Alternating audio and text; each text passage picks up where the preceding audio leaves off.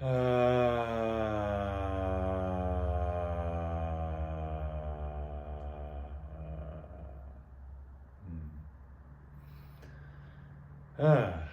hmm. Treat life as an unlearning practice. uh, yeah, I am sympathetic to a perspective that suggests that when we arrive here as little babies, we have all of the like wisdom and insight about being a human, like dancing here in between birth and death. And then as we grow, we learn the necessary stuff to be a responsible, independent, loving, self-actualized person. And also we learn some stuff, whether implicitly or explicitly, that just doesn't serve our growth, our self-actualization. And so those are things to unlearn. And throughout life, we might relearn what we unlearn. And so there's a practice of just being open to sitting with yourself and noticing, like, what do I assume, or what do I believe, or what do I think I know that doesn't actually serve me or serve what's going on in my life right now? So that's the vlog topic. And this is a metal puzzle toy that, it looks like an elephant. Are y'all seeing this? Hang on. Do you see like the elephant of it? Kind of? Anyway. I'm gonna fiddle with it. A decent holding pattern there. Sure.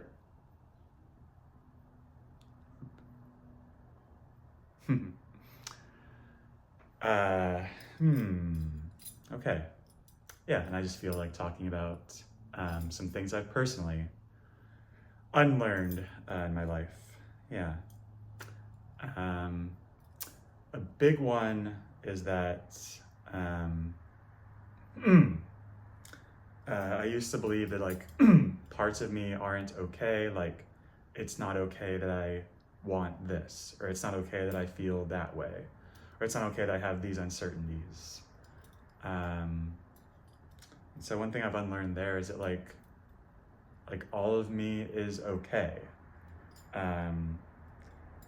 Like just because I have doubts or I feel low sometimes, none of these things make me like bad or unethical or narcissistic. Like I am whole as I am, even with the gunky human uncertainties and making mistakes.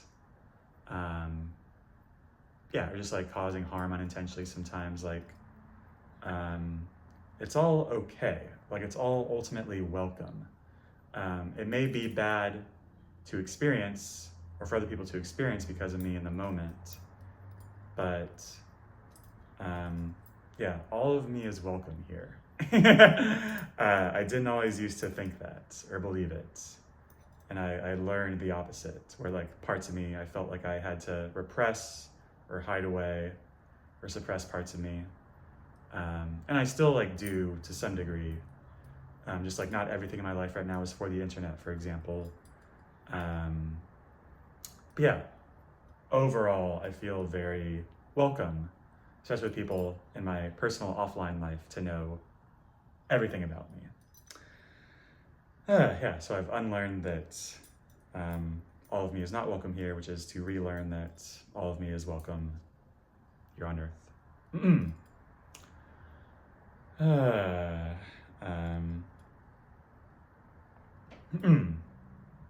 Yeah, I have unlearned a sort of rigidity and inflexibility in a few different contexts, and have like relearned more fluid and openness with my career. Like I thought I had to be like, you know, always employed software developer or bust. Now I know that's not the case. In some like relationships, like romantic relationships, I just felt like a tenseness around like how things had to be. Like I felt like I felt some definitely people pleasing stuff. Uh, and this goes beyond romance for me too, but like definitely in romantic contexts, like if I wasn't pleasing them, I was like doing a disservice to them as their partner. Unlearn that, yeah. Unlearning people pleasing overall has been a big shift for me. And again, I'm not perfect there. It's a practice. Like even in these vlogs, sometimes I felt the impulse to like make sure you're getting something out of the video, or to speak super clearly and articulately and make sure you get the lesson that I know and hear and in here. But no, you get what you get and you don't throw a fit. So yeah, unlearning people pleasing has been a big arc for me personally.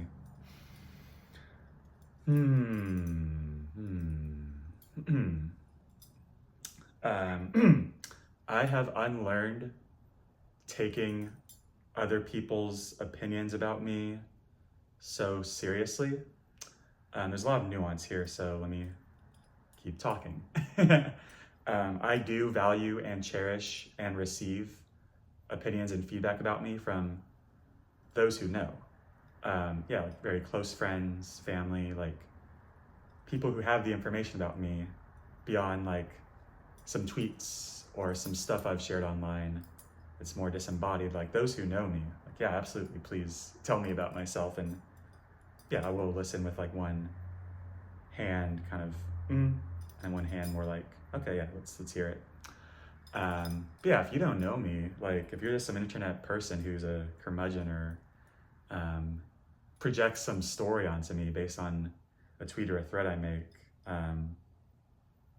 or even like, even like people in my life, like, I have a lot of discernment now over what reflections or what labels that are put on me or stories about me to like let in versus to just kind of put those off to the side, not really give them any second thought.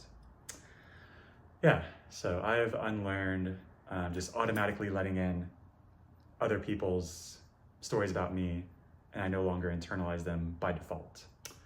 Yeah, and I've relearned, I guess, discernment around what people put on me about me.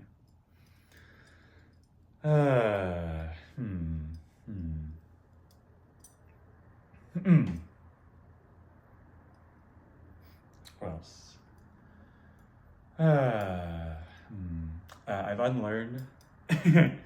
I thought for so long, especially in childhood, that I was like unfeeling. I didn't feel things strongly. Like I remember really only crying once beyond whatever being a baby toddler as a kid. So the story there was like, oh, I'm not, like I'm defective for some reason for not being super emotional, especially like the lower states of like being mad or crying. Lower in quotes, they're all emotions are welcome. Yeah, I had a very transformative experience a few years ago where I cried for the first time in many years, and for the second time in many years. And I learned some different techniques I can use to more easily access, emotions like sadness and anger and grief. Just as a kind of practice, like going to the gym for physical health, I can release emotions as a kind of emotional health practice. Yeah, so I unlearned the idea that I'm kind of just like robotic or unfeeling, and had relearned that, yeah, I'm very much human with a heart and emotions, and I feel them all. And I'm glad to feel them all. It's a really lovely, beautiful part of being a human being.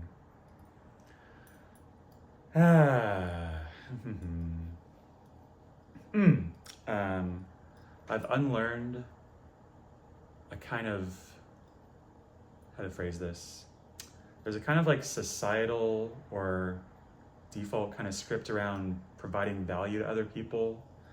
Like I thought like, oh, the best, most optimal way to provide value is to, one moment, bam, okay. I thought like the most, best way for me to provide value is like somehow make some nice software thing that'll be, easily replicable to dozens, hundreds, thousands of other devices, and so my one effort multiplied by thousands is like the ultimate way for me to be of benefit to other people. Maybe, maybe not. Like, I've unlearned that, like, yeah, I've unlearned that story, and I'm more open to like really not knowing. Like, I may not even get to know like the ultimate impact of what I say or what I do. I was thinking back to the 20th. I wore this like Einstein smoking shirt that day. It's on that day's vlog. And I was thinking like, oh yeah, I went out and got lunch with friends. Like, what if someone sees me in public wearing that shirt and they're like, oh, my brother loves Einstein.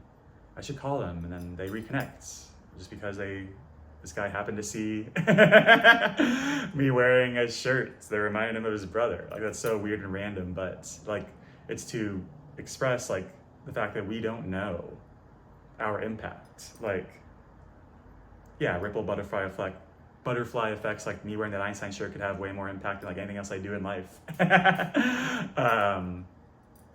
Yeah, so that's not to say like just be random forever. Like, I do have intentions and priorities, and I do proactively work to be of service in ways that feel resonant and harmonious with who I am uniquely.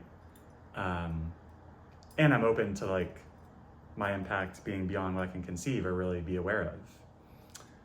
Yeah, so I unlearned like a kind of rigidity or strictness around how to be a benefit to other people, and I've like relearned the fact that a lot of it's like not in my control. Like, yeah, a surrender of control around how my actions or my intentions, what I do in the world, how I am, releasing control of like what that impact is. Yeah, this is a really fun puzzle toy. Like, this one's, I'd play with it off camera some more. Yeah, this all feels complete. This has been day 26 of vlogging every day in April. Thank you for watching and listening, and I will see you tomorrow.